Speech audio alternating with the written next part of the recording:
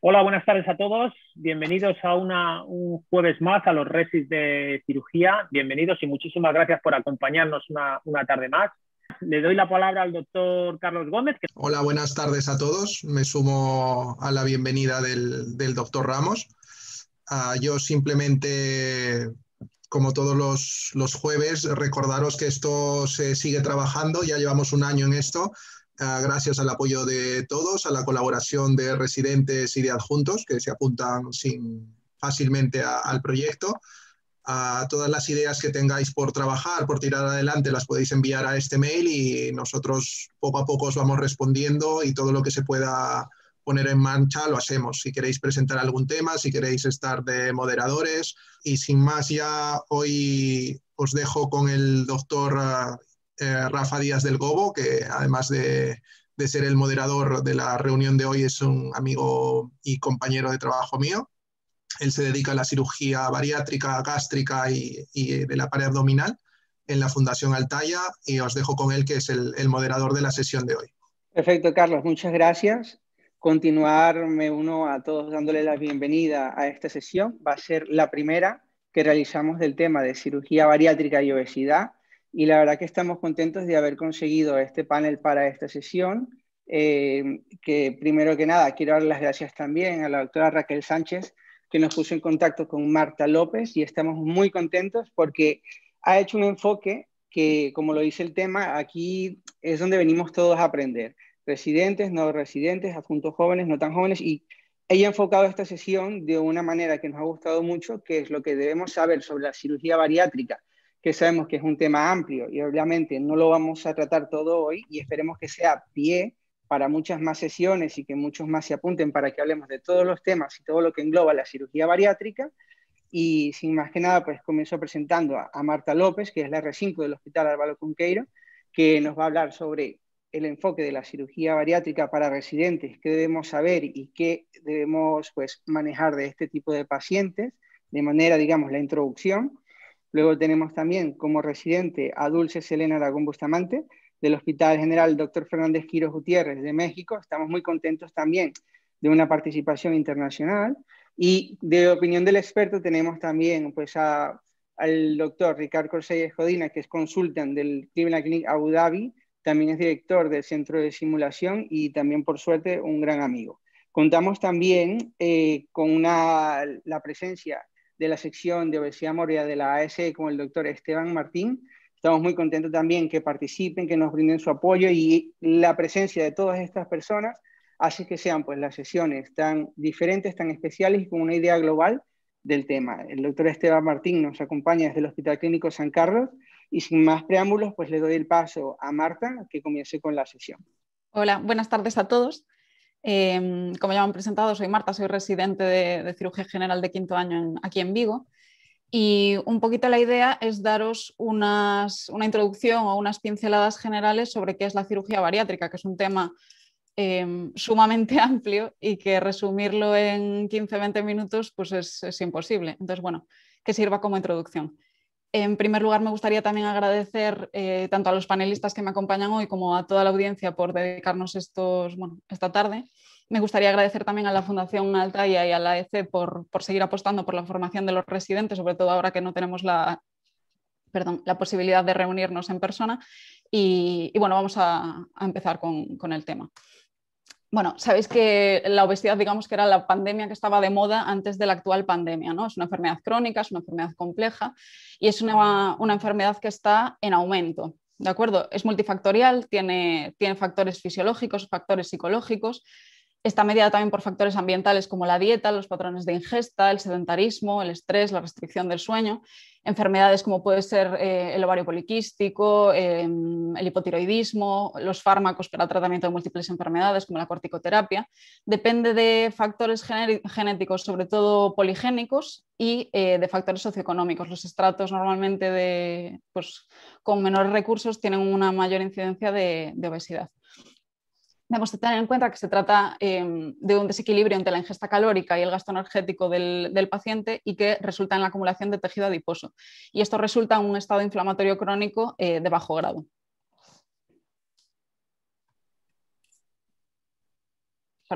En 2016 había 650 millones de adultos obesos en el mundo, eso supone un 13% de la población mundial, y más de 380 millones de niños que ya padecen sobrepeso u obesidad. En España, más de la mitad de la población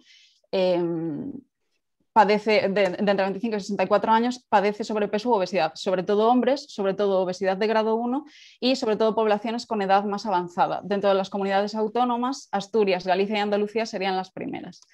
La obesidad y sobre todo la obesidad mórbida está implicada en la muerte de más de 2,8 millones de personas al año y disminuye la esperanza de vida entre 5 y 20 años. Además, las enfermedades cardiovasculares son en España el principal factor de riesgo asociado a la obesidad, que implica la muerte de más de 25.000 personas al año. ¿Cómo clasificamos la obesidad? Bueno, hay distintos métodos. El que está más extendido posiblemente sea el IMC, que es una relación entre el peso y la estatura del paciente. Dentro del IMC, que podemos encontrar varios grados, desde un grado leve o grado 1 con un IMC entre 30 y 35 hasta un grado de obesidad extrema o obesidad grado 4 en el que el IMC está por encima de 50.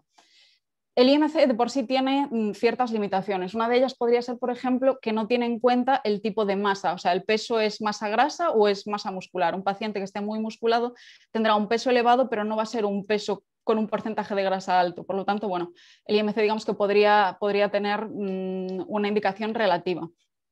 ¿Qué otras medidas podemos tener en cuenta? El perímetro de cintura, por ejemplo, porque no es lo mismo un perímetro de cintura alto que se correlacione con una obesidad abdominal o androide, que eso a su vez se correlaciona con una mayor adiposidad visceral y que tiene relación con mayores factores de riesgo cardiovascular, por ejemplo, a una obesidad periférica o ginoide que se centre más, pues, a lo mejor en las caderas, en las piernas, más típica de mujeres. El paciente obeso además tiene un estado metabólico especial que implica un conjunto de patologías asociadas que confieren un riesgo vital superior al que tendría cada una de ellas por separado y que además son factores de riesgo para enfermedad cardiovascular aterosclerótica y para diabetes. ¿De qué estamos hablando? Sobre todo de la obesidad, como decíamos antes, visceral, de la hipertensión, de la hipertrigliceridemia, de una disminución de las lipoproteínas de alta densidad, que es lo que conocemos como el colesterol bueno, un aumento de la resistencia insulínica y, como comentábamos antes, un paciente con un estado proinflamatorio y de hipercoagulabilidad. ¿Cuáles son los criterios que utilizamos para medir este síndrome metabólico? Sobre todo los de la Asociación Americana del Corazón. Una tensión arterial por encima de 130/85, una trigliceridemia por encima de 150, unas lipoproteínas de alta densidad bajas, por debajo de 40 en el hombre y por debajo de 50 en la mujer, y un perímetro abdominal relacionado con la grasa visceral por encima de 102 en el hombre y de 88 en la mujer, y una glucemia en ayunas por encima de 100.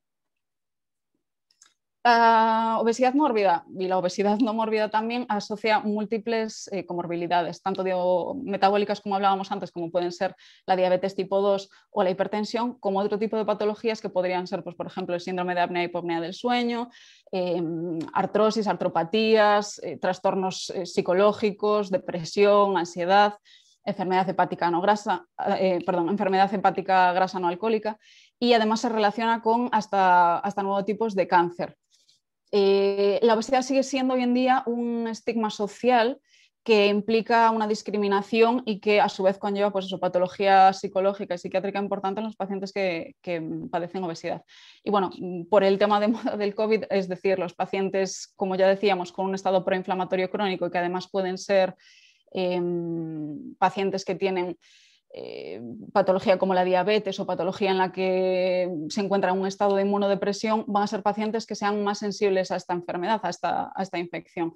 Por tanto, estos pacientes que son más débiles en este sentido deberían tener una mayor vigilancia por nuestra parte, deberían de tener una prioridad en el diagnóstico y deberían de ser candidatos a tratamientos más agresivos, en vez de postergar cirugías, que a lo mejor es lo que nos ha estado pasando, que solo podemos operar pacientes oncológicos o pacientes con patología urgente. Bueno, pues no hay que olvidar tampoco que la obesidad mórbida y su tratamiento son patología e intervención necesaria. La obesidad en nuestro país supone un sobrecoste directo de más de 2.000 millones al año para el Sistema Nacional de Salud y cuanto más más alto es el IMC del paciente, mayor es este gasto sanitario. ¿Por qué? Porque supone un aumento de los recursos por visitas al facultativo, visitas a enfermería, consumo de medicación y al mismo tiempo por disminución de la productividad laboral y pérdida de todas esas ganancias económicas. La cirugía bariátrica representa una alternativa coste efectiva frente al tratamiento médico convencional porque, como veis en esta diapositiva, el coste anual ajustado a calidad de vida es de unos 6.000 euros y está muy por debajo del umbral de disposición a pagar en España. Otros tratamientos médicos, como puede ser, por ejemplo, pues una diálisis o bueno, este tipo de recursos son 2, 3 o incluso 4 veces más caros que lo que puede ser anualmente un tratamiento quirúrgico, una cirugía bariátrica para un paciente obeso. Vamos a hablar un poquito del tratamiento genérico de la obesidad y de la obesidad mórbida. Debe ser un tratamiento global, es decir, no vamos a tratar simplemente, no vamos a hacer simplemente una cirugía. Debe de ser un tratamiento global llevado a cabo por un equipo multidisciplinar. Un poquito relación entre cirugía, nutrición, endocrino, anestesia, fisioterapia, enfermería, psiquiatría, radiología. Seguro que me olvido alguno, pero bueno, digamos que todos los estamentos prácticamente de la medicina, porque es un paciente que, como hemos comentado, tiene muchas comorbilidades. La cirugía bariátrica en España es un tratamiento seguro y efectivo que está indicado en personas con obesidad mórbida y personas con obesidad mórbida tipo 2 y comorbilidades graves asociadas e incluso en estos momentos obesidad de tipo 1. Además, en España, teniendo en cuenta que hay casi 400.000 personas con obesidad mórbida y que solo se realizan unas 10.000 intervenciones bariátricas anuales, supone que menos del 3% de las personas que tendrían una indicación quirúrgica pueden acceder a este tratamiento. Eso que supone que tengamos listas de espera en la mayoría de los servicios para cirugía bariátrica muy largas, superiores a 1 año. Y eso que implica, a su vez, que las complicaciones que pueden derivar de una obesidad mórbida sean graves e incluso mortales antes de acceder a una cirugía. Debemos recordar que no se trata de una cirugía estética, es un procedimiento que está encaminado a prevenir o mejorar las complicaciones médicas que pueden ocasionar la obesidad a través de una pérdida de peso que lograremos con la cirugía. El proceso del tratamiento, pues desde que valora el médico de familia al paciente con un perfil de obesidad hasta que después, digamos que la puerta hospitalaria para mi gusto sería endocrinología, que es el que tiene que hacer primero una revisión de cuál es la situación global del paciente obeso. Una vez que está evaluado por el endocrino y que cree que puede beneficiarse de un tratamiento quirúrgico, es cuando lo remitirá a nuestras consultas de cirugía general. En ese momento nosotros tenemos que hacer una nueva reevaluación del paciente, ver según sus características qué tipo de intervención, qué tipo de técnica quirúrgica puede beneficiarlo más. Y después de hacer un preoperatorio en el que se incluyen pruebas de digestivo, hacer una endoscopia, hacer una ecografía para ver cómo está la vesícula y la vía biliar, y presentarlo en un comité multidisciplinar en el que pues, tanto psiquiatría como anestesia valoren cuáles pueden ser las características de este paciente, llevaremos al candidato a cirugía a una optimización preoperatoria tanto de sus comorbilidades como de su peso, porque sabemos que con un descenso de peso previo a la intervención podemos mejorar lo que es la propia intervención. Por ejemplo, pacientes con un hígado graso se beneficiarían de una pérdida de peso con ayuno modificado y con dietas de baja carga calórica para disminuir lo que es el volumen de ese hígado y que nos facilita a nivel técnico lo que es la intervención, y al mismo tiempo al facilitar lo que es la técnica disminuimos el riesgo de morbimortalidad quirúrgica, facilitamos lo que es tanto la intervención como disminuimos el tiempo quirúrgico, y después no debemos olvidarnos que el paciente no deja de ser obeso una vez que está operado, debe tener un seguimiento posoperatorio tanto por el cirujano como por el resto de especialistas, endocrino, nutrición, y es un paciente que va a requerir años de seguimiento. Esta diapositiva es un diagrama de la Asociación Americana de Cirugía Bariátrica y Metabólica que nosotros tenemos impreso y en el corcho de la sala de médicos de cirugía. ¿Por qué? Porque es un poquito lo que nos da una idea de cómo puede ser el posoperatorio del paciente bariátrico. Aquí en esta diapositiva se lee muy poquito, pero la tenéis en la web y es muy interesante. Si luego os queréis pasar a leerla un poco más detallada, yo la pongo un poco como introducción al siguiente tema. Y es que probablemente el residente de cirugía bariátrica no va a acabar la residencia teniendo un manejo completo de todas las técnicas de cirugía bariátrica, ni una mano quirúrgica, digamos, hábil en todas estas técnicas. Lo que está claro es que prácticamente cualquier residente de cirugía bariátrica que trabaje en un hospital, en una área sanitaria en la que se realice cirugía bariátrica o incluso intervenciones endoscópicas relacionadas con el tratamiento de la obesidad, se va a enfrentar a las posibles complicaciones de estos pacientes. ¿Qué es lo primero que tenemos que conocer para poder enfrentarnos a complicaciones de posoperatorios de cirugía bariátrica? La anatomía de las intervenciones quirúrgicas, de las distintas técnicas. Entonces, de más común a nivel mundial a menos común o menos extendida, empezamos por lo que es la gastrectomía vertical. Más de la mitad de las intervenciones de cirugía bariátrica en 2016, que es el último informe, creo que está bueno, compartido por la IFSO, el bypass o la gastrectomía vertical o el sleeve es la técnica más realizada. Surge en los años 90 como primer tiempo de un cruce duodenal. Técnicamente se supone que es una cirugía más sencilla porque no requiere anastomosis y porque supone un menor tiempo quirúrgico, y es teóricamente una cirugía restrictiva, pero sabemos que tiene efectos neuroendocrinos como por ejemplo pues, la disminución de la grelina, la disminución del factor intrínseco. Y bueno, se trata de una cirugía muy extensa y que nos podría dar también mucho juego pues después, si queréis, en los comentarios o incluso en futuras sesiones para ver qué tipo de indicaciones tiene, porque hay un poco de bueno, discusión de qué hacemos con pacientes que tienen reflujo. ¿Está bien este tipo de técnica? Pacientes a lo mejor en edades límite, muy jóvenes o muy mayores, deberíamos de empezar con una técnica menos agresiva y a lo mejor como primer tiempo de una posible segunda técnica, pues esta sería la indicada.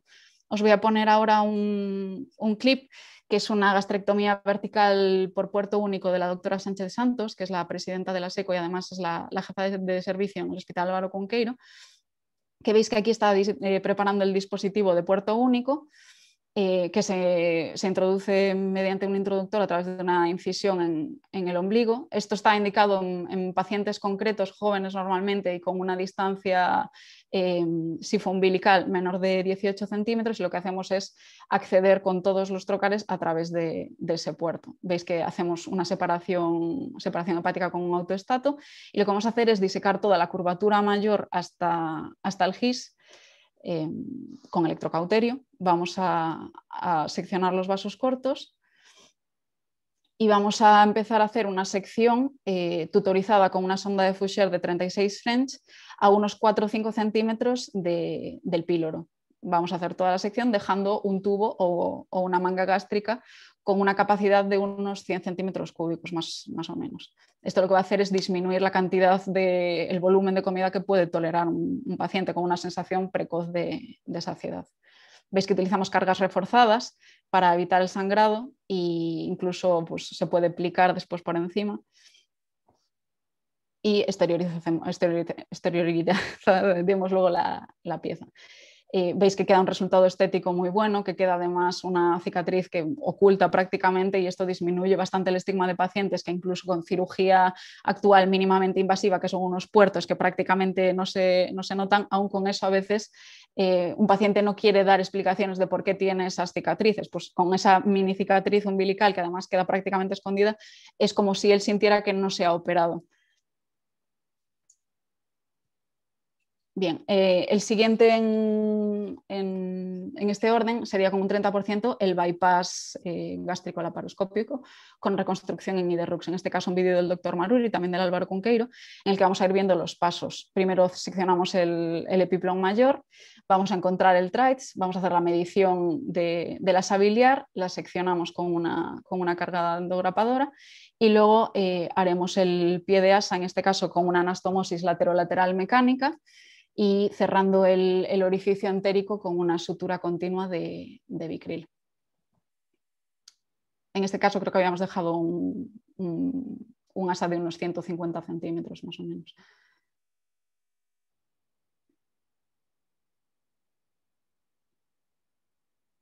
es importante, y lo veremos después, este paso, que es el cierre del defecto mesentérico, porque el problema de dejar estos ojales sin cerrar es que luego el paciente en el posoperatorio y en el futuro, después de la cirugía, puede desarrollar hernias internas y venir a la urgencia con cuadros bastante graves. Entonces ahí lo que estamos haciendo es liberar el GIS para luego hacer la sección. Creamos el pouch gástrico, otra vez tutorizado con una sonda de Fouché, con disparos de endograpadora, en este caso sin refuerzo. Liberamos bien la cara posterior y ahora lo que vamos a hacer es una anastomosis, en este caso mecánica circular transoral, con una EA de 25 milímetros, con ayuda del anestesista. Siempre es recomendable tener, nosotros por ejemplo tenemos anestesistas casi específicos de cirugía bariátrica, porque la ayuda entre los cirujanos y el anestesista en este paso es muy importante. Introducimos la pistola por el trocar lateral y hacemos la anastomosis mecánica con el Orville. Luego seccionamos el remanente yeyunal y lo extraeremos. Por último, importante otra vez, cerrar el defecto mesentérico, en este caso el Petersen, que es el espacio que se crea al subir la sal alimentaria por delante del colon. Lo mismo, para evitar hernias en el futuro. En siguiente lugar estaría el mini-gastric bypass, o es un tipo de bypass de una anastomosis. Teóricamente, bueno, es como si fuera una evolución, ¿no?, del bypass dentro de las opciones terapéuticas. En este caso, con una sola anastomosis, teóricamente reducimos el riesgo de fístulas, de estenosis, el riesgo de úlceras y el riesgo de hernias internas, porque hay menos defectos mesentéricos. Pero son técnicas que son relativamente nuevas, por tanto, ¿qué pasará en este caso que no tenemos separado el duodeno con el reflujo biliar? ¿Cuál será la incidencia de cáncer gástrico dentro de 10 años en este tipo de cirugías? Bueno, pues ya lo iremos viendo. En principio, por ahora, no parecen aumentar la incidencia. En cualquier caso, necesitan estandarización y un seguimiento, como os digo, a largo plazo para ver cuál va a ser la evolución. Aquí os presento dos vídeos en el que lo único que vamos a ver es la anastomosis gastroyeyunal. En el vídeo de arriba vemos una anastomosis mecánica lineal, igual que la anterior era circular, y en el vídeo de abajo una anastomosis gastroyeyunal manual. Como veis, ¿cambia el tipo de técnica? No, simplemente cambia el tipo de anastomosis, un poco en función del cirujano, y yo creo que como residentes lo que se nos debería exigir es tener la versatilidad de poder hacer pasos de esta intervención, como pueden ser una anastomosis, en función de los recursos que tengamos en un quirófano, porque no siempre vamos a tener una endograpadora para poder hacer una anastomosis manual, o solo vamos a poder tener o usar las cargas para hacer lo que son las secciones intestinales, o pues si disponemos de lo que sea, pues un poquito en función de la preferencia podemos utilizar pues una grapadora circular o una mecánica lineal o una sutura, en este caso barbada reabsorbible, para hacer la anastomosis. Menos extendida ya y casi un poquito cayendo en desuso la banda gástrica, que se trata de un anillo de silicona con un globo interno y que está conectado a un reservorio exterior que se va inflando y desinflando en función de la evolución del paciente. Tiene un mecanismo de restricción y de saciedad, disminuyendo o lenteciendo el vaciamiento gástrico. Tiene mal resultado a largo plazo e implica una pérdida de peso más baja y más lenta. Además, es muy dependiente del seguimiento estricto, porque, como os digo, es muy paciente dependiente. El paciente tiene que poner mucho de su parte y al mismo tiempo depende de la tolerancia que tenga al hinchado y a la evolución del volumen del hinchado de la banda. Tiene hasta un 40% de fracaso y una alta incidencia de complicaciones mayores tardías, sobre todo a partir del primer mes. Estas pueden ser sobre todo deslizamientos, hasta un 24%, y complicaciones funcionales como pueden ser los vómitos, con muy mala tolerancia. Complicaciones menos habituales pero más graves, desde erosiones, migraciones e inclusiones de la banda gástrica dentro del estómago, o más leves como puede ser pues, la infección de un reservorio que requiera drenaje, etc. Menos habituales, técnicas clásicas malabsortivas como pueden ser el cruce duodenal o la derivación biliopancrática, que son gastrectomías bien vertical, bien horizontal, con gastroileostomías, y que dependen sobre todo su componente malabsortivo de la longitud del asa común, que es donde va a estar sobre todo el componente absortivo. Son técnicas más agresivas, que tienen mayores tasas de complicaciones y de mortalidad, sobre todo en cuanto a déficits nutricionales, que son técnicamente mucho más complejas y además deberíamos de conocer como poco la longitud total del intestino delgado, pero que a su vez tienen mejores resultados a largo plazo. Un poquito riesgo-beneficio, a lo mejor estas técnicas sería interesante dejarlas para pacientes con comorbilidades metabólicas como la diabetes refractaria o pacientes superobesos. Y me gustaría también citar un poco el SADIC, que sería un sleeve con preservación pilórica y con bypass duodeno-ilial, porque es una técnica que es bastante adaptable al paciente. Si queremos una función más restrictiva, haremos un sleeve estrecho con una asa común larga, y si queremos una función mal absortiva, un sleeve más ancho con una asa común más corta. Nosotros, sobre todo en Vigo, lo hemos utilizado como cirugía de revisión después de sleeves. Además de estas, muchas otras técnicas en evaluación y además nuevos abordajes, como veíamos el vídeo de la doctora Sánchez Santos, puerto único, por ejemplo, o cirugía robótica, que nosotros en Vigo por ahora no tenemos. ¿Qué debemos de recordar ahora un poquito más indicado a los residentes, que son los que van a hacer el seguimiento normalmente tanto durante la hospitalización como en las guardias de los pacientes ingresados? Pues ¿qué tenemos que recordar durante la hospitalización postoperatoria del paciente bariátrico?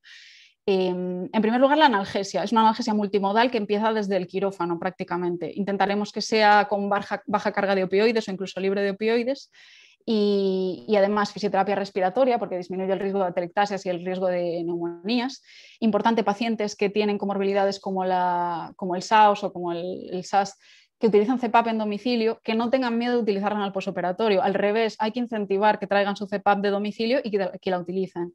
Además, la prevención de náuseas y vómitos, que lo mismo empieza desde el quirófano con administración de ondas Centron, y evitando sondas nasogástricas. Nosotros siempre dejamos en los comentarios de enfermería subrayado que no pongan sondas nasogástricas en pacientes con antecedente de cirugía bariátrica, sobre todo los que tienen anastomosis gastroyeyunales, porque muchas veces pueden no llamar al residente o al cirujano de guardia, le meten la sonda nasogástrica y eso nos puede abrir la anastomosis y meternos en un problema.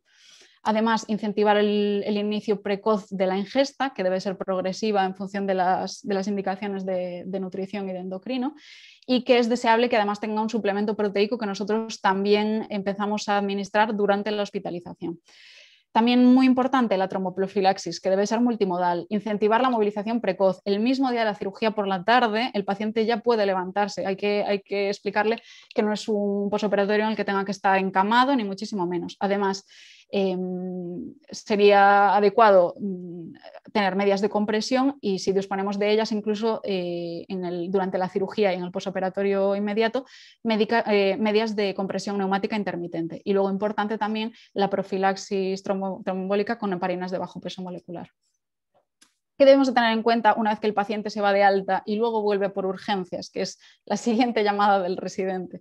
Pacientes que tienen antecedente de cirugía bariátrica y que acuden a urgencias. Y son pacientes que a los médicos de puerta los ponen bastante nerviosos. ¿Por qué? Porque es un paciente paucisintomático, es un paciente con una gran discordancia entre la clínica y la gravedad, y es un paciente ante el que debemos de tener un alto índice de sospecha. ¿Qué debemos hacer en primer lugar? Una anamnesis correcta y detallada. ¿Qué técnica quirúrgica se ha empleado? Porque, como comentábamos antes, la anatomía después de la cirugía está muy relacionada con las posibles complicaciones. ¿Cuándo ha sido la intervención? No es lo mismo un paciente bariátrico que se ha operado hace un mes y que todavía es un paciente obeso, a un paciente que se ha operado hace 2 años, que ahora tiene un IMC normal y que, pese a que su anatomía quirúrgica ha cambiado, es un paciente que se va a comportar como un paciente no obeso. ¿Cuál es su IMC actual? ¿Cuáles son sus comorbilidades actuales? Además de esto, ¿qué factores de riesgo tiene en su día a día? ¿Es un paciente fumador? ¿Es un paciente que consume alcohol? ¿Es un paciente que toma anticoncepción hormonal? ¿Cuál es su tolerancia? ¿Está en una fase todavía precoz con dieta semilíquida, con dieta líquida, con administración proteica? ¿O es un paciente que ya lleva tiempo tolerando y que tiene buena tolerancia? Y luego, muy importante, los síntomas y los signos de alarma. Como decíamos antes, el paciente bariátrico es un paciente paucisintomático, es decir, puede llegar a urgencias con una clínica poco llamativa, malestar, confusión, cansancio, luego cosas más concretas, pues a lo mejor disfagia, mucha atención a pacientes que vienen con taquipnea y con taquicardia. Muchas veces el único factor de alarma que vamos a tener es un paciente con una exploración abdominal súper anodina, sin defensa, sin peritonismo, pero que está en 120 de frecuencia. Bueno, alarma, ojo. pacientes que vienen con disnea, pacientes que vienen con fiebre. También puede tener una peritonitis y estar en 36 grados y que el médico de puerta le vaya a dar el alta. Bueno, pacientes con oliguria, pacientes hipotensos, ¿de acuerdo? Entonces, la exploración física, como decíamos, puede no llamar nada la atención, pero hay que tener un alto índice de sospecha. Un poquito esta tabla es para decir que a lo mejor un paciente que no es valorado por un cirujano general, el de urgencias puede decir que es un paciente que está ansioso, que es un paciente que se está adaptando y que por eso no tolera a la dieta oral. Un paciente que a lo mejor tiene unas enzimas pancreáticas elevadas y que viene por malestar general y lo dan como una posible pancreatitis postquirúrgica. No, puede tener a lo mejor una hernia interna con un sufrimiento de asas y que el único factor de alarma que tiene es esas enzimas elevadas en la analítica. O que viene orinando poquito y que piensan que puede ser una insuficiencia renal prerrenal porque es un paciente que está tolerando poco o que se está hidratando poco. No, hay que tener alto índice de sospecha. El paciente está estable, entonces vamos a someterlo a unas pruebas, digamos, complementarias para un poco concentrar más cuál puede ser nuestra sospecha diagnóstica. Analítica con hemograma, bioquímica, coagula, una gasometría y reactantes de fase aguda, un electrocardiograma y también pruebas de imagen que pueden ser normales, es decir, nuestra sospecha clínica debe de ser más alta que la propia prueba de imagen. Una radiografía simple puede no mostrar niveles hidroaéreos y que el paciente bariátrico tenga una oclusión intestinal. Una ecografía para valorar la vía biliar y sobre todo los TACs con doble contraste si lo tenemos a disposición. Un poquito en función de los hallazgos puede ser necesario incluso hablar con los compañeros de digestivo para que hagan una endoscopia urgente o si la sospecha es muy alta pese a una analítica, pese a una clínica paucisintomática, pese a una prueba de imagen dudosa, podemos llegar a necesitar una laparoscopia diagnóstica. En este caso, bueno, os voy a poner dos casos clínicos, dos casos, de fuga y otro de fístula. El primero es un paciente de 50 años con antecedente de un bypass gástrico hacía un año, que llega por urgencias con malestar general, analítica normal, constantes normales y prueba de imagen con neumoperitoneo y signos de peritonitis radiológica. Lo metemos en quirófano, revisamos un poco toda la cirugía y lo que encontramos es una úlcera de cara posterior de la anastomosis gastroyeyunal. Veis que instilamos azul de metileno transoral, que fuga, y lo que vamos a hacer en este caso va a ser resecar la anastomosis gastroyeyunal y rehacerla. Es un vídeo del doctor Maruri, del Álvaro Cunqueiro. Ya veis, pacientes que tienen una analítica normal y poca sintomatología pueden tener una peritonitis difusa y ser una urgencia muy importante. En este otro caso de la doctora Sánchez Santos, por ejemplo, es un paciente en un posoperatorio más precoz que presenta también una fuga anastomótica. No siempre tenemos que ir a una cirugía agresiva de resección y reanastomosis. Si nosotros queremos conservar esta primera anastomosis, la incidencia de nueva fuga, si solo damos puntos simples, puede ser alta. Entonces, un buen tratamiento menos agresivo quirúrgicamente podría ser dar una sutura, como veis aquí, simple de la zona de la fuga y dejarla tutorizada además con un tubo de Kerr, un tubo en T, como se hacía en la vía biliar.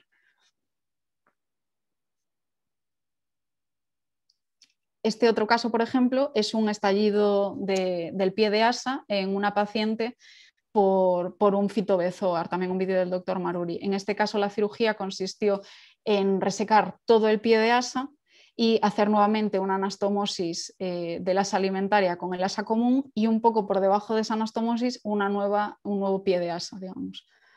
Ahí se ve en el vídeo cómo hacemos la resección y extraemos la I de la I de Rux y rehacemos las anastomosis. En este caso la paciente sí que acudió a urgencias con peritonismo, con alteración analítica, taquicárdica, con fiebre. Sí que fue una paciente mucho más sintomática. Hay que tener en cuenta, pues eso, pacientes como el del caso anterior que tenía una úlcera anastomótica, pues paciente fumador que después de la cirugía siguió fumando, que además con la pérdida de peso se animó a hacer deporte, empezó con artralgias y empezó a tomar AINES, bueno, como cualquier paciente, sin protector gástrico, pues los factores de riesgo siguen siendo los mismos que los de los pacientes que no están operados de cirugía bariátrica. Entonces, nada, aquí estamos haciendo las anastomosis en este caso el pie de asa.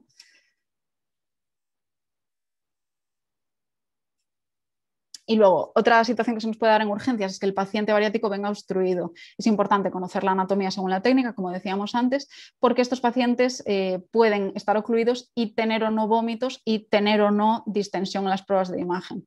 Por ejemplo, un asa biliar, como veíamos en el caso anterior, estenosada, no produce vómitos. Lo que va a producir es un aumento de volumen del estómago excluido y al final que acabe estallando la anastomosis.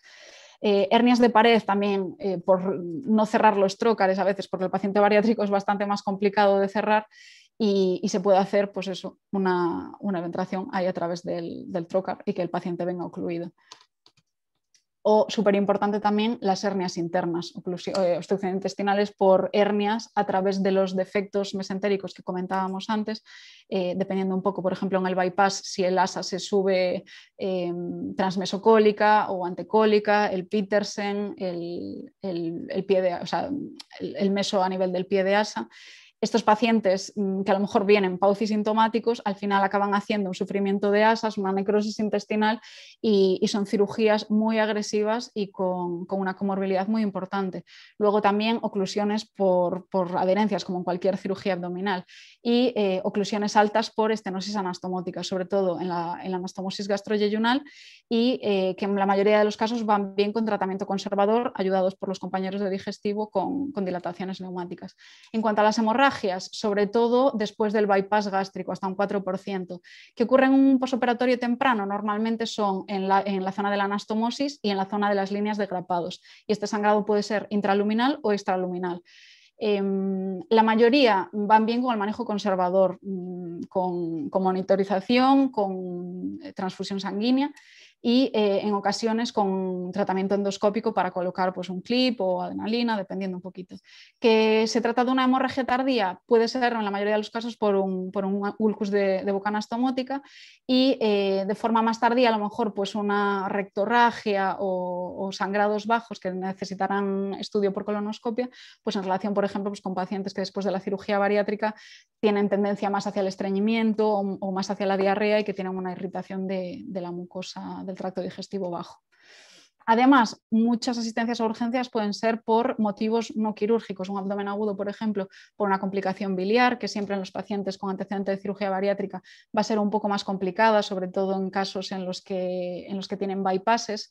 Es por esto que muchos cirujanos optan a veces por hacer la colicistectomía profiláctica un poco en el mismo tiempo que la cirugía bariátrica para evitar que en el futuro puedan desarrollar clínica y vernos en una situación un poco más complicada en la que a lo mejor pues, tenemos coledocolitiasis, no podemos acceder a la vía biliar y tendríamos que hacerlo de un modo pues, perdón, a través del remanente gástrico o con cirugías más complicadas. Además, otras cosas que podemos encontrarnos, pues un ulcus marginal o de boca que no esté perforado, pero que sí que venga sangrando o que venga pues, con epigastralgias, y en este caso pues, lo que haríamos sería un tratamiento con inhibidores de la bomba de protones a dosis altas y mantenidas, un seguimiento tanto por digestivo como por cirugía y en ocasiones pues eso, realizar un estudio con una endoscopia, ver si el paciente tiene Helicobacter, tratar su Helicobacter, etc. Múltiples asistencias además por urgencias por causa médica, tanto cardiopulmonar como puede ser por TEPS en pacientes que están todavía con su obesidad y en un posoperatorio reciente, neumonías y atelectasias. Hay que insistir mucho a los pacientes en la fisioterapia respiratoria, tanto durante el ingreso como a la alta hospitalaria, que mantengan esos ejercicios. Luego, urgencias por déficits nutricionales, déficits vitamínicos, anemia en los pacientes ya operados, síndromes neurológicos derivados de esos déficits vitamínicos y de a lo mejor pues una mala tolerancia digestiva, vómitos frecuentes, entonces pueden aparecer con clínica neurológica como un Wernicke, por ejemplo. Mucho ojo en estos pacientes con los sueros glucosados antes de ver cómo está el tema del Wernicke.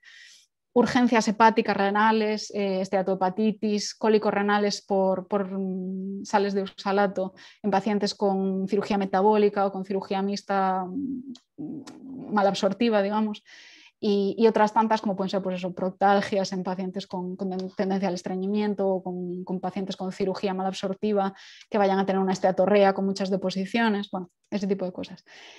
un poquito en general, para resumir y para llevarnos a casa, pacientes que vienen a urgencias después de su cirugía bariátrica, que pueden ser paucisintomáticos, con mucha discordancia clínica contra gravedad de la situación y ante los que hay que tener alto índice de sospecha. El mejor tratamiento, el preventivo. ¿Cómo? Con un equipo multidisciplinar, optimizando al paciente y educándolo antes de operarlo, seleccionando la técnica lo máximo posible dentro de las disponibles para cada caso concreto y con un seguimiento a largo plazo muy estrecho por todos los profesionales. Una vez que viene a urgencias, anamnesis completa, detallada en cuanto a la técnica quirúrgica y en cuanto a la sintomatología y a las comorbilidades. Prueba de imagen ante la mínima sospecha y en caso de prueba de imagen dudosa, revisión quirúrgica, aunque no tengamos todos los datos. Muchísimas otras cosas de las que podríamos hablar y que no da para más esta charla: cirugía metabólica, técnicas quirúrgicas a la carta para cada caso, cirugía bariátrica en pacientes adolescentes o en pacientes de más de 70 años, cirugía bariátrica en IMCs límites, qué pasa con los IMCs de 32 con muchas comorbilidades o en los superobesos. ¿Qué técnicas serían las más adecuadas para cirugía de revisión en pacientes que no pierden el peso suficiente o que no consiguen una corrección suficiente de sus comorbilidades? Y yo creo que da para incluso otra charla lo que sería la formación en cirugía bariátrica, que yo solo voy a dar una pincelada y ya estoy terminando, que es que por suerte los residentes de cirugía, bueno, los adjuntos de cirugía, tenemos a nuestra disposición muchísimas herramientas para la formación en cirugía bariátrica. Yo creo que dentro de las subunidades de lo que es la cirugía general, probablemente la bariátrica sea una de las que tiene la formación más estipulada, con más opciones, tanto la EC como la SECO. El máster de bariátrica que ha salido ahora, tenemos la vía clínica de cirugía bariátrica que tenéis en la web de 2017, un poco para el manejo dentro de vuestro servicio de cómo debería de ser el perioperatorio del paciente bariátrico, la guía clínica de la EC. Todo lo que podáis formaros está a vuestra disposición. Yo tengo mucha suerte y estoy muy agradecida tanto a la EC como a la SECO, porque incluso las becas que ofrecen, si más o menos te has ido formando, son muy buenas. En animales de experimentación hay muchísimos cursos, podéis pedir rotaciones con los maravillosos profesionales que se dedican a la cirugía bariátrica en España. Yo la verdad no os lo puedo recomendar más. Y por último, agradecer tanto al Servicio de Cirugía General de Vigo y especialmente a la Unidad de Cirugía Bariátrica y sobre todo a la doctora Sánchez Santos, que, como os dije, jefa de mi servicio y además presidenta de la ECE. Y muchas gracias a todo el público por asistir esta tarde a esta ponencia. Espero no haberos aburrido mucho y que hayáis podido aprender algo. Y deciros que nosotros en el Álvaro Cunqueiro, que es vuestra casa, estamos preparando ya el próximo curso de inmersión en cirugía bariátrica de la EC, y que en cuanto lo tengamos listo estáis invitados todos a veniros y a operar con nosotros. Así que muchísimas gracias a todos y bueno, espero que os haya gustado la presentación y que os den ganas de operar cirugía bariátrica. Perfecto, Marta, muchas gracias. De verdad que has hecho un trabajo excepcional resumiendo esta gran introducción a la cirugía bariátrica. Como ya lo has dicho, es una gran esfera y yo voy a darle el paso al doctor Ricardo Corcelles para que nos hable sobre la sesión, qué le parece y también puntos importantes en la formación de la cirugía bariátrica. Y aparte de eso, yo le quiero preguntar y que nos diga todo, y también le voy a hacer esa pregunta al doctor Martín: ¿cómo recomienda él que un residente empiece a formarse o qué cirugías cómo debe iniciarse en la cirugía bariátrica? Que también es importante saberlo. Bueno, buenas noches. En primer lugar, agradecerte a Rafa, a ti, a Carlos y felicitar al grupo de Altaya, también a la Sociedad Catalana de Cirugía de la AEC por esa gran iniciativa de los jueves para los residentes, ¿no? También felicitar a Marta, creo que ha hecho una presentación excelente, una revisión sobre la fisiopatología de la obesidad, ha descrito las distintas técnicas y sus complicaciones, así como el enfoque multidisciplinar. Mi opinión es en el sentido de que ella, Marta, por ejemplo, no creo que sea su formación, no creo que sea extrapolable a todos los residentes que hay en España, porque ella procede de un centro en el cual hay un liderazgo claro por parte de Raquel, y su formación pues es una formación, yo creo, muy buena en el campo de la cirugía de la obesidad. es verdad que yo quiero destacar el trabajo de SECO y de la AEC en la formación del residente, que no existe en otras áreas de la cirugía en España, a mi entender, ¿no? Lo has nombrado un poco tú, con los cursos de formación online, con los másters, las sesiones prácticas, etcétera, ¿no? Pero yo que conozco un poco el sistema español, creo que la formación del residente, especialmente, por ejemplo, en Barcelona y en Madrid, creo que Esteban podrá dar su opinión también. Pienso que el alto volumen y la presión asistencial pues impide al residente formarse en su plenitud en cirugía de la obesidad. Con lo cual yo el futuro de la formación en España la veo como que debe y existe una demanda de un cambio por parte del Ministerio de Sanidad y de Educación y implementar lo que serían los programas de formación especializada en el posgraduado, en el postresidente, ¿no? Un poco lo que tenemos aquí, lo que hay en Estados Unidos sería el fellowship, lo cual daría una formación extra y clara en la cirugía de la obesidad. Los programas de la ASMBS, por ejemplo, que exigen al posgraduado un número determinado de casos, un número determinado de anastomosis, de presentaciones en congresos, de publicaciones, etcétera. Yo pienso que es el modelo de formación en el futuro, porque, como todos sabemos, 5 años de residencia no son suficientes para formar a uno en una cirugía tan compleja como es la bariátrica. Finalmente, solo decir un comentario. Pienso que se debería también hacer un esfuerzo en formar al residente en endoscopia avanzada y recalcar también el campo de la cirugía, de la simulación quirúrgica como opción al entrenamiento del residente.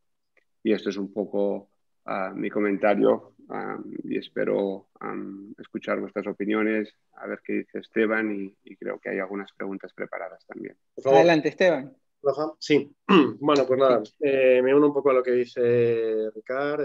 Primero, muchas gracias a la AEC por la invitación a participar en este webinario para residentes, pero creo que puede ser interesante también para cualquier especialista. Felicitar a Carlos y a Rafael por el excelente trabajo que vienen desarrollando todas las semanas y por supuesto a Marta, que no sé muy bien cómo, pero se ha apañado para resumir toda la cirugía bariátrica prácticamente en 40 minutos y además hacerlo de una forma muy clara, muy comprensible. Bueno, pues abundando un poco realmente en lo que dice Ricard, hay una cosa muy buena y es que todo aquel que haga la residencia en España pues va a disponer de una infraestructura que tanto la AEC como la SECO han puesto a disposición de todo el personal de formación, no solo de residentes, sino también de adjuntos para poder completar y profundizar en su formación en cirugía bariátrica y que yo creo que con todas las carencias que pueda tener, posiblemente es un modelo para la formación dentro de otras áreas de nuestra especialidad.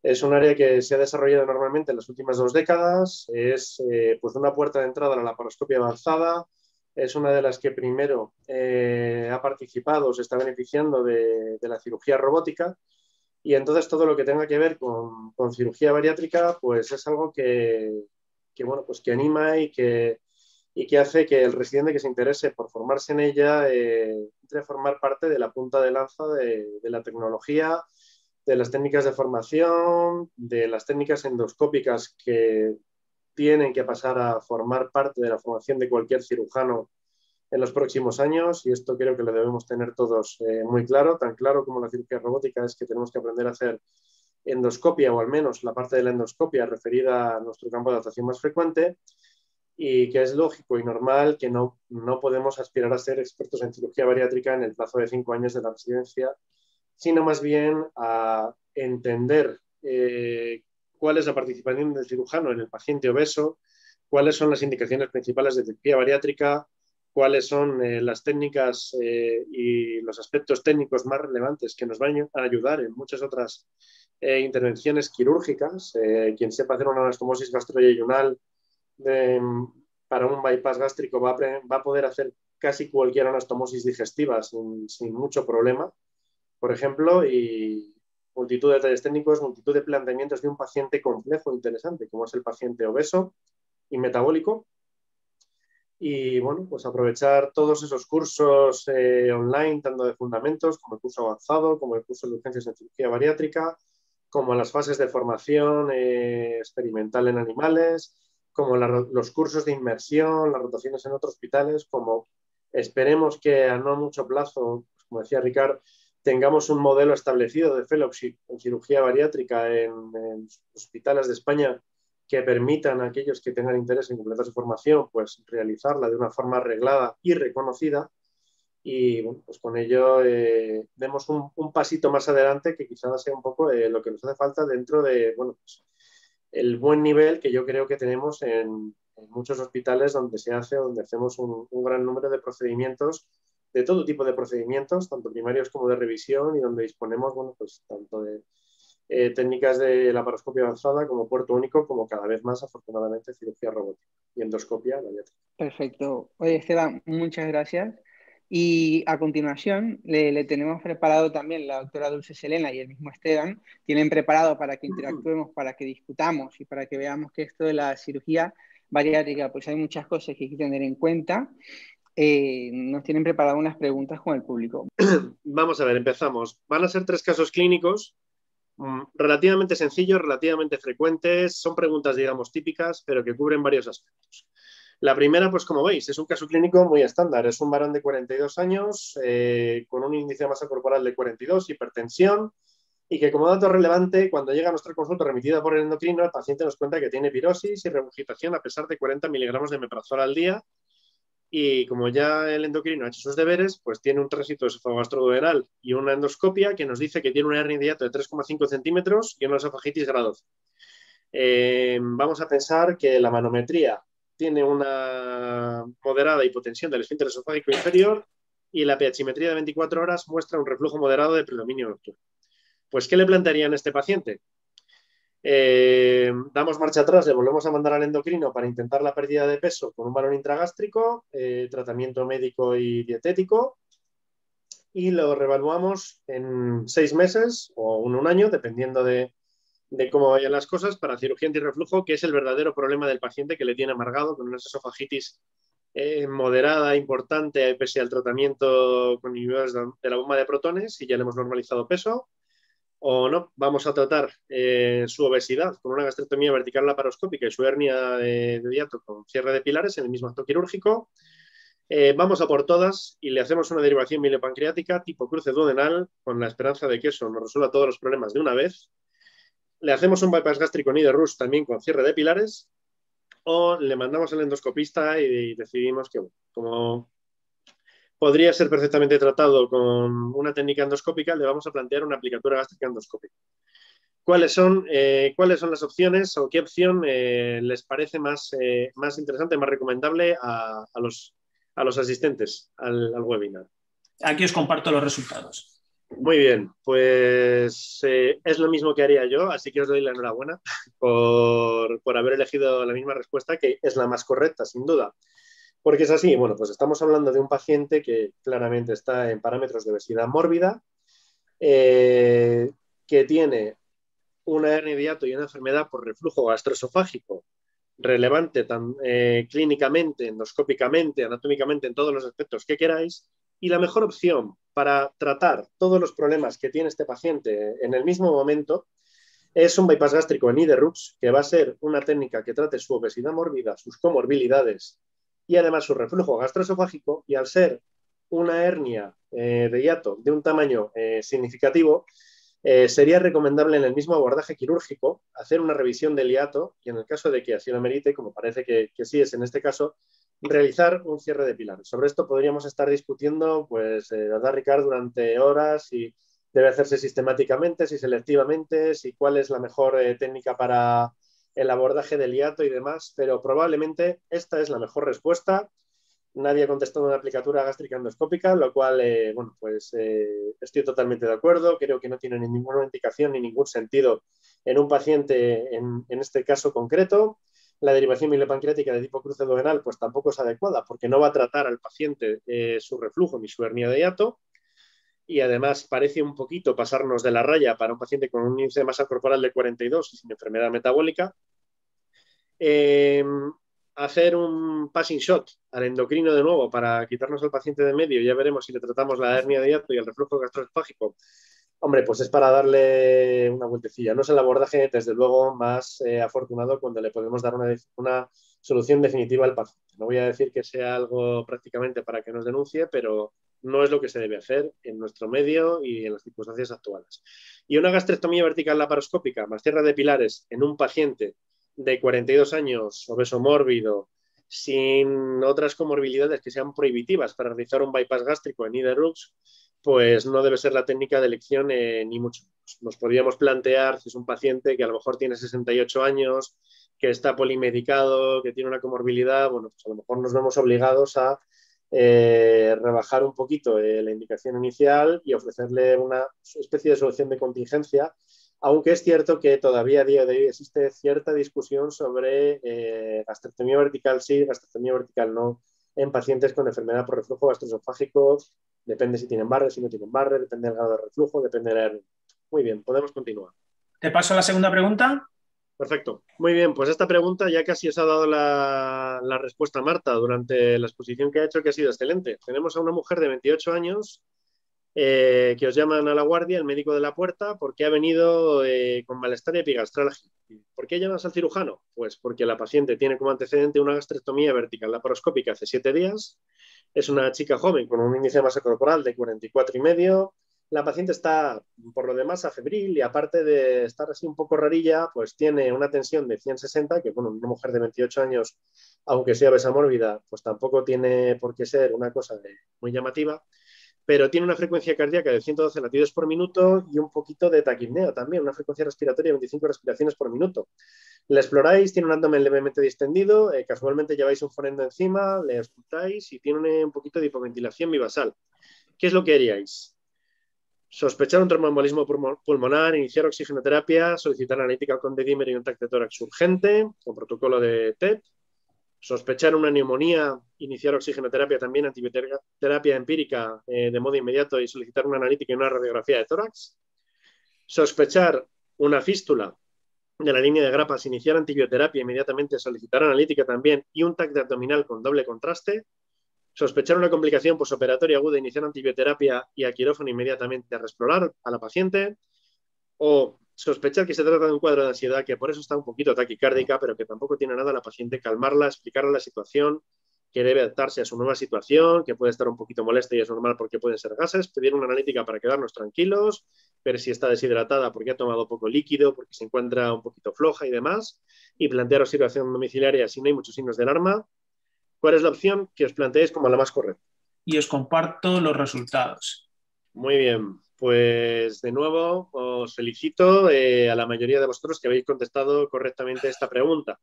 Son enunciados un poquito escuetos para hacernos una idea completa, pero bueno, aquí tenemos 3 detalles básicos. Está operada hace 7 días, tiene taquicardia, tiene un malestar así un poquito raro y tenemos que sospechar en primer lugar que hay algún problema con la cirugía que se le ha realizado a la paciente.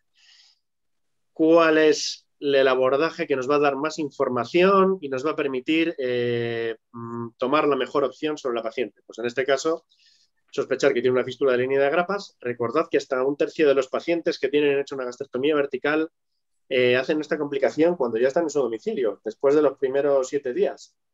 Y iniciamos antibioterapia. Estamos hablando de una paciente con un cuadro de infección intraabdominal en proceso, así que cuanto antes mejor. Pedimos una analítica completa, marcadores inflamatorios, lo que queráis, y le pedimos un TAC de abdomen con doble contraste. ¿Y por qué no lo subimos a quirófano? Porque si estamos en un centro que tenga disponible un TAC de abdomen, en una paciente que lleva operada 7 días, nos va a dar una información el TAC de gran valor. Nos va a decir si tiene fístula, cómo es esa fístula, dónde está situada, si puede ser tratable por un medio que no sea quirúrgico, como drenaje percutáneo, como abordaje endoscópico con una prótesis más drenaje percutáneo o drenaje endoscópico con colocación de, por ejemplo, una sonda nasoyunal de alimentación más una sponge, si estamos en un centro con esa capacidad. Si tenemos un endoscopista muy avezado, puede haber incluso más posibilidades de abordaje. Bueno, pues es y si no tenemos esa disponibilidad, al menos iremos al quirófano sabiendo qué vamos a hacer y planteando a la paciente ya de antemano el abordaje más apropiado. Todas las demás pues estarían a bastante distancia. ¿Se puede sospechar un TEP? Pues se puede sospechar un TEP, pero probablemente es mucho menos frecuente. En la mayoría de los protocolos vamos a tener a los pacientes ya moviéndose con heparinina bajo peso molecular protocolizada. Va a ser mucho más raro encontrarlo, aunque es una cosa que también debemos tener en la cabeza. Si, por ejemplo, el TAC es normal, si tenemos otros signos de alarma. La neumonía en una paciente que está febril y que no tiene una auscultación patológica, pues va a ser muy raro que nos lo encontremos. Va a ser la excepción rarísima sobre lo más frecuente. ¿Llevarla a quirófano inmediatamente? Pues como os he explicado, cuando tenemos un abanico de opciones más de tratamiento para la paciente, probablemente no va a ser lo primero que podamos hacer. Es lo que a lo mejor en una situación hiperaguda haríamos, pero en esta situación, pues probablemente lo que debemos hacer, probablemente no seguro, es hacerle primero un TAC. Y sospechar que se trata de un cuadro de ansiedad, bueno, pues ansiedad vamos a tener cuando el juez nos llame a declarar después de haber mandado a la paciente a su casa con una fístula puesta y una peritonitis después que se operará más tarde. Podemos continuar. Muy bien, pues el último caso. El médico de atención primaria envía al ambulatorio casualmente el día que nosotros vamos, que somos cirujanos bariátricos, pero nos toca un día o dos al mes ir al ambulatorio y nos llega un varón de 50 años con diabetes tipo 2 de 6 años de evolución en tratamiento con metformina y pongamos que hace 2 años que ya está con insulina. Hipertensión en tratamiento con IECAS y dislipemia en tratamiento con atorvastatina. Tiene un índice de masa corporal de 33. ¿Qué es lo que debemos hacer por este paciente? Operar y plantear un bypass gástrico, tratamiento... Bueno, Pepe, yo creo que podemos activar la votación y a ver qué es lo que nos contesta. Pero finaliza la votación y comparto los resultados. Aquí está. Muy bien, pues aquí sí que os tengo que felicitar porque el acierto ha sido masivo. Y aquí, bueno, pues recordamos lo que nos comentaba Marta. El manejo del paciente obeso metabólico debe ser un manejo multidisciplinar. En este caso estamos viendo un paciente con un índice de masa corporal de 33, es una obesidad grado 1, pero con un síndrome metabólico de Libro. ¿Y qué es lo que tenemos que hacer? Pues una valoración multidisciplinar, una optimización de la situación del paciente. Aquí he omitido datos como la hemoglobina glicada, como el HDL, LDL, etcétera. Tenemos múltiples herramientas para valorar realmente cuál es la gravedad de ese síndrome metabólico, cuál va a ser la respuesta esperada. Ricardo os lo puede decir porque lo conoce bien. Tenemos la calculadora de la Cleveland Clinic que nos puede dar unos índices de pronóstico para el caso de la cirugía metabólica muy interesante como herramienta, como muchas otras herramientas que tenemos, pero desde luego lo primero que tenemos que hacer antes de llevar al paciente a quirófano es saber qué situación tiene el paciente real, qué expectativas le podemos ofrecer, y una vez hecho eso, será cuestión de reevaluarle en un comité multidisciplinar para ver si es un paciente subsidiario de cirugía metabólica. Aquí, bueno, pues si tuviéramos algún endocrino entre los panelistas, probablemente podríamos iniciar una discusión acerca de ¿qué le merece más la pena? Si al paciente operarle y someterle al bajo o muy bajo riesgo de una cirugía y que tenga que tomar un comprimido de vitaminas un día, o mejor le dejamos con liraglutida, vemos cómo va, no le operamos, el paciente no se quiere operar, muchos de estos pacientes no se van a querer operar, muchos de estos pacientes que no llevan muchos años de evolución van a tener una evolución muy buena de su diabetes, una respuesta muy buena y no van a tener problemas. Bueno, pues sería una polémica interesante. Desde luego, de entrada, no le llevéis a quirófano, si no está bien valorado por un endocrino y optimizado. ¿Recomendar tratamiento con liraglutida a un buen nutricionista y seguimiento por su médico de atención primaria? Pues a lo mejor si tuviéramos endocrinos entre la audiencia, al leer la palabra liraglutida le habría dado al botón directamente sin pensar nada más porque es lo que le pide el cuerpo y porque es lo que hay evidencia como para que sea al menos parcialmente un abordaje inicial adecuado. ¿Recomendar al endobarrier y remitir a un equipo de endoscopistas experto? Pues no os digo lo mismo. No, ahora mismo no. El endobarrier puede ser una técnica aceptable para la comorbilidad metabólica, por ahora está más en el campo de protocolos de estudio que en el del uso común y tendremos que ver hasta qué punto es útil, hasta qué punto es aceptable y en combinación y en qué circunstancias debemos utilizarlo. ¿Recomendar actividad física y un buen control nutricional? Pues hombre, parece que se queda un poquito corto y que no es lo adecuado en un paciente que no está valorado del todo. Sin duda le va a venir bien, y sin duda probablemente va a ser insuficiente para el control de sus comorbilidades y de la situación del paciente, con lo cual hoy por hoy no debe ser al menos el único eje de tratamiento sobre el que debemos fundamentar el manejo de este paciente. Por mucho que no sea raro que lo encontremos publicitado en distintos centros médico-estéticos, por así decirlo, ¿no? Muy bien, y estas son mis 3 preguntas. Podemos pasar a las de Dulce. Hola, buenas tardes en España y buenos días a quienes nos escuchan de México. Brevemente voy a platicarles un panorama general acerca de la bariatría en México. Desafortunadamente en México, el sobrepeso y la obesidad son un problema de salud pública. Actualmente 7 de cada 10 adultos sufren alguna de estas condiciones, haciéndonos acreedores al país al segundo lugar a nivel mundial en obesidad. Y en cuanto a la población infantil de 5 a los 19 años, los datos son que 1 de cada 3 presentan sobrepeso u obesidad. Esto nos hace acreedores al primer lugar mundial en obesidad infantil. Esto hace que estas condiciones pues, sean un problema de salud pública y haciendo también que la cirugía bariátrica tenga un futuro prometedor.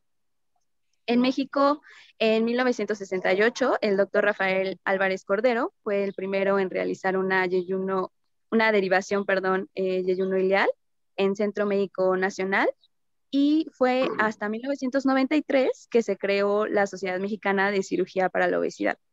Posteriormente, en 2006, toma el nombre de Consejo y actualmente el presidente es el doctor Miguel Herrera Hernández. Esta sociedad y posteriormente Consejo fueron quienes iniciaron la inclusión o argumentaron la inclusión del tratamiento quirúrgico en la norma oficial mexicana, la cual es para el tratamiento integral del sobrepeso y la obesidad y que fue creada en México en 1999. Lograron la inclusión del tratamiento quirúrgico hasta 2010. Esta norma oficial, que es la 008, tiene una última modificación en 2007 y básicamente contiene todos los elementos necesarios para que se efectúe la cirugía bariátrica y menciona las actuales indicaciones para la realización de cualquier procedimiento. El tratamiento quirúrgico está indicado en pacientes con obesidad de 16 a 18 años, siempre y cuando cumpla con algunos criterios, los cuales son que no haya una respuesta favorable al tratamiento integral, cuando el paciente presente un IMC mayor o igual a 35 y que tenga comorbilidades asociadas. También en el caso de personas de 16 a 18 años es necesario que ya hayan concluido su desarrollo físico y sexual. Lo que hace más énfasis en sí la norma oficial mexicana es que deben ser atendidos estos pacientes por equipos multidisciplinarios. Y bueno, eso es todo. Podemos lanzar las preguntas. Después de un bypass gástrico en IEDRU, la obstrucción del intestino delgado debe tratarse como una urgencia quirúrgica debido a ¿qué? Finalizamos la votación y compartimos los resultados. Y bueno, sí. Como tal, esta es la respuesta correcta. Y bueno, la obstrucción del intestino delgado se debe, puede ser a una hernia interna o a una hernia de puerto. Entonces, la evolución adversa de esta complicación hace que deba tratarse como una urgencia quirúrgica. ¿Quieren la siguiente? ¿Cuál es la importancia de atender a una oclusión intestinal temprana en un paciente posoperado de cirugía bariátrica? Corto la votación y comparto los resultados. Aquí los tenéis. Y bueno, la respuesta correcta es el aumento de la presión que puede comprometer las anastomosis.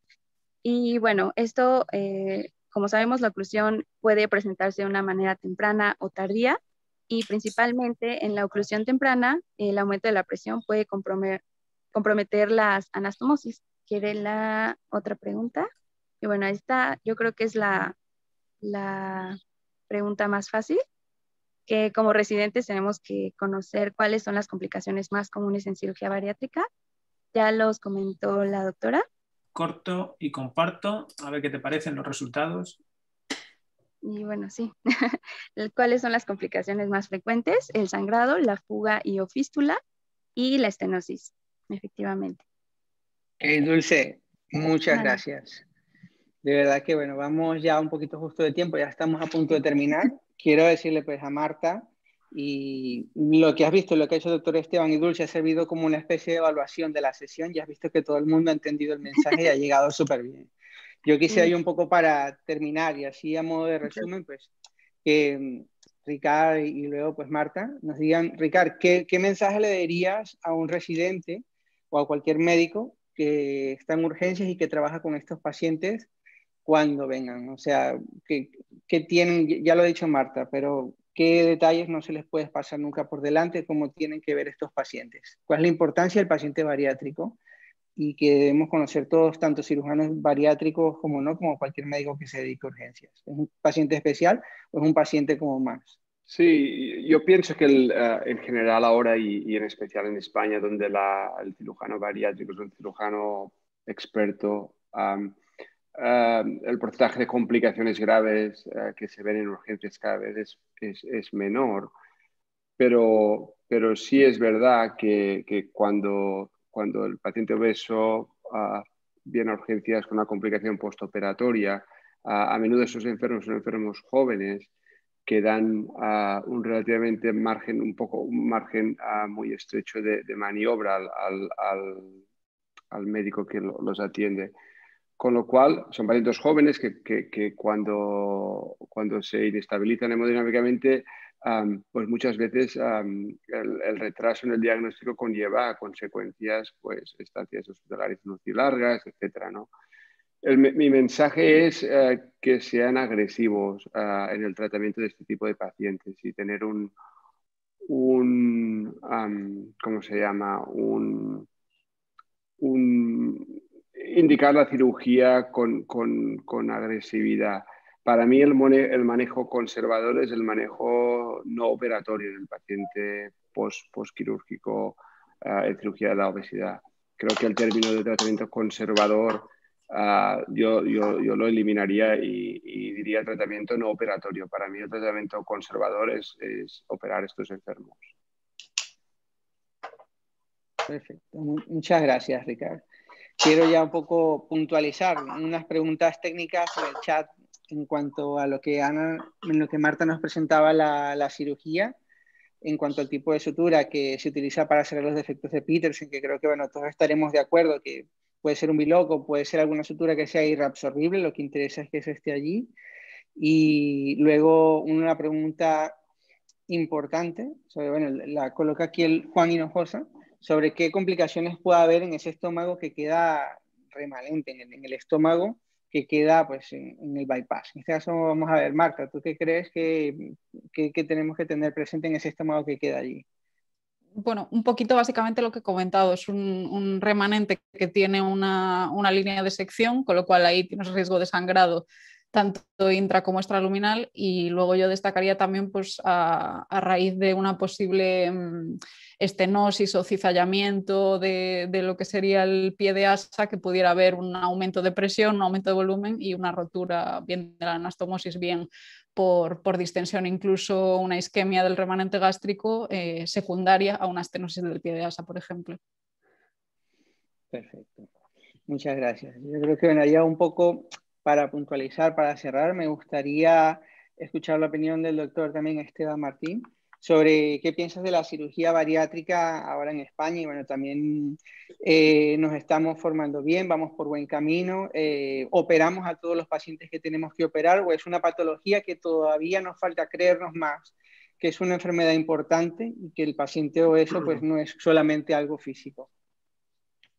Sí, bueno, yo creo que en nuestro entorno al menos sí que hay la opción de que todo aquel residente que se quiera formar bien en cirugía bariátrica puede tener una formación durante su residencia, al menos la formación que podemos decir básica, sí puede hacer una formación adecuada. Pues como hemos explicado un poquito antes, tanto desde el punto de vista teórico como desde el punto de vista práctico, ya sea porque se hace la residencia en un centro con un gran volumen, como es el caso de Marta, por ejemplo, bueno, como es el caso del hospital donde se formó Ricard o donde me formé yo, donde estoy actualmente.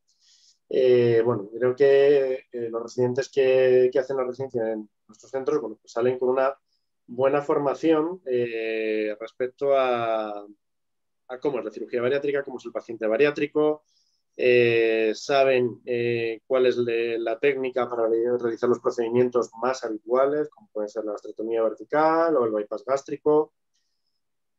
Saben lo que es una cirugía de revisión bariátrica, saben también que es un SAVIS o un cruceduodenal.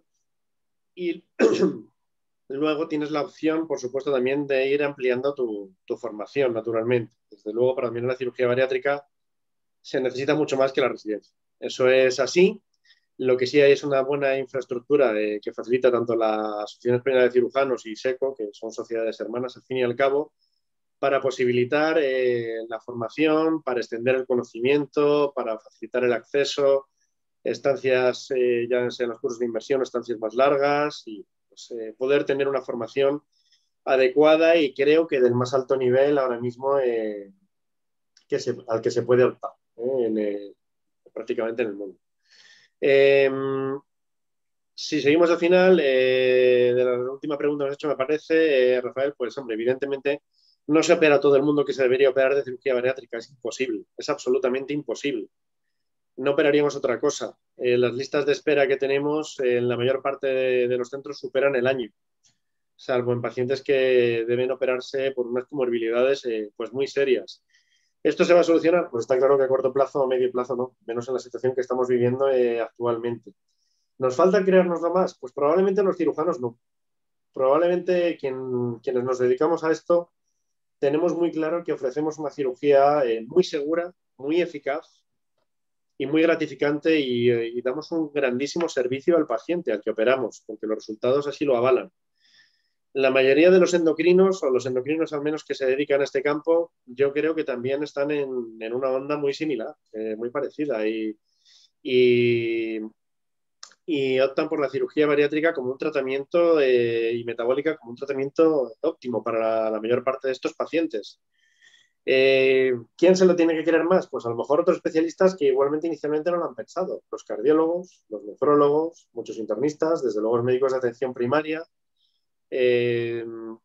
Tienen que ir pensando también que hay pacientes metabólicos o pacientes que, bueno, sí que están obesos, pero que a lo mejor inicialmente no lo plantearían, donde a poco que busquen van a encontrar comorbilidades que se van a beneficiar también del tratamiento quirúrgico. Por supuesto, por desgracia, no estamos en condiciones de ofrecer una cirugía a todos estos pacientes, pero cada vez debemos tener más en la cabeza que podemos ofrecer una cirugía muy segura, mínimamente invasiva, pero mínima invasión y de máximo resultado y máxima eficacia a estos pacientes. Creo que es mi opinión. No sé si Ricard también estarás de acuerdo en el planteamiento que hago y no sé si me deja alguna pregunta de las que me has hecho por contestar. Todo bien, todo bien. Le doy paso a Ricard ahora para que un poco pues, nos hable antes de ya darle el paso a Carlos, que ya tenemos que ir cerrando. Entonces, adelante, Ricard.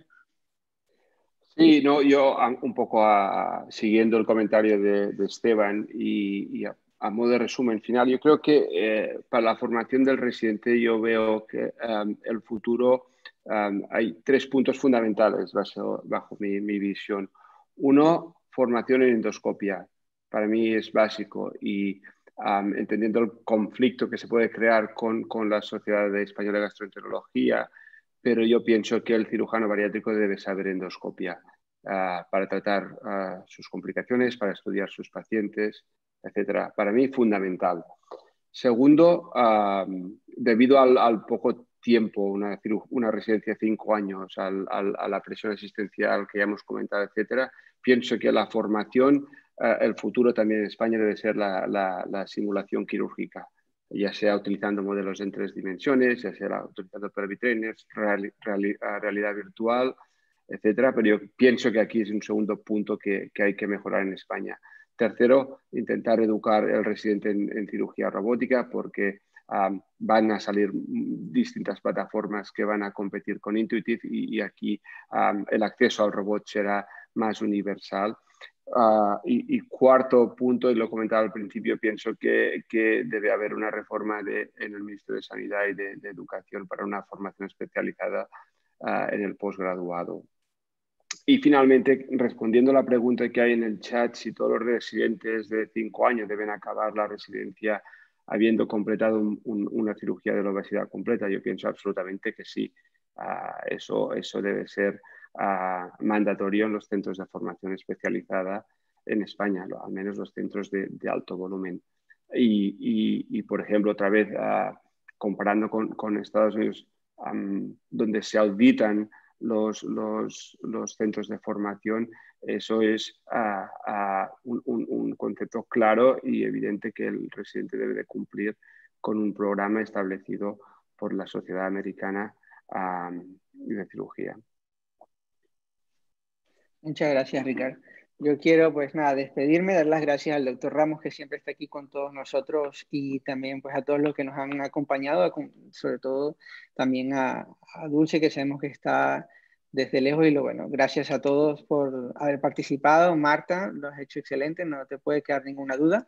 Y que esta sea la prueba de que nos queda mucho más de qué hablar en cuanto a este tema. Ya vimos que hay mucho más que queremos saber: cirugía de revisión, indicaciones, técnicas quirúrgicas. Hemos hecho una gran introducción y desde aquí, desde Resis de Cirugía, le doy la invitación a todos a que se animen, nos hagan una propuesta, quien quiera hablar del tema, y a través de Carlos seguro lo podemos canalizar. Así que bueno.